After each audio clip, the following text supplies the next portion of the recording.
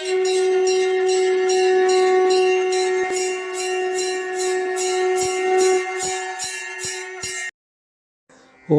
ஸ்ரீ குருப்பியோ நமஹ. ஓம் கம் கணபதயே நமஹ. நம்ம ஸ்ரீநிகேதன் வலைதளம் வாயிலாக முருகப்பெருமானுடைய சஹஸ்ரநாமத்திலிருந்து தினம் ஒரு நாமாவளியை சிந்திச்சுருக்கோம். இன்றைய தினம் 613வது நாமாவளியாக ஓம் பவ்யாய நமஹ.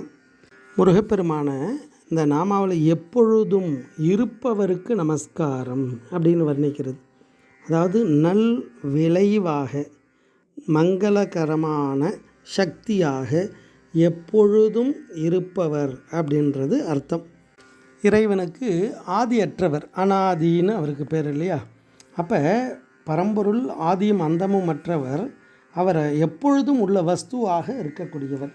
பவ்யம் அப்படின்னா வருங்காலம், நல் விளைவு, இந்த அர்த்தங்கள்லாம் கொடுக்கும். அப்படி அந்த இறையருள் நமக்கு என்ன கொடுக்கும் அப்படின்னா எல்லா விதமான நல் விளைவுகளை எல்லாம் கொடுக்கக்கூடிய வஸ்து இறைவன். அப்போ இறைவனை சரணாகதி அடைந்தால் நம்ம வாழ்க்கை இந்த உயிர்களுக்கு என்னெல்லாம் வேண்டுமோ எல்லாத்தையும் கொடுப்பார். அதனால தான் இகபர சௌபாகியத்தை கொடுக்கக்கூடியவர் குமார பரமேஸ்வரன்.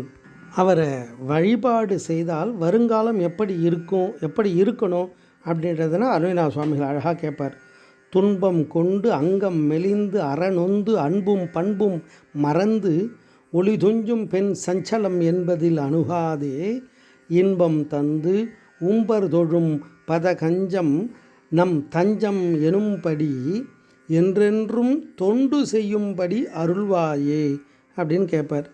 அப்போ இறைவனுடைய அருள் கிடைத்ததுனா வரக்கூடிய காலங்கள் நம்மளுடைய தேவைகள் எல்லாமே மங்களகரமாக இருக்கக்கூடிய வாய்ப்பினை, அந்த பாக்கியத்தை அருளக்கூடியவர் குமார பரமேஸ்வரன்.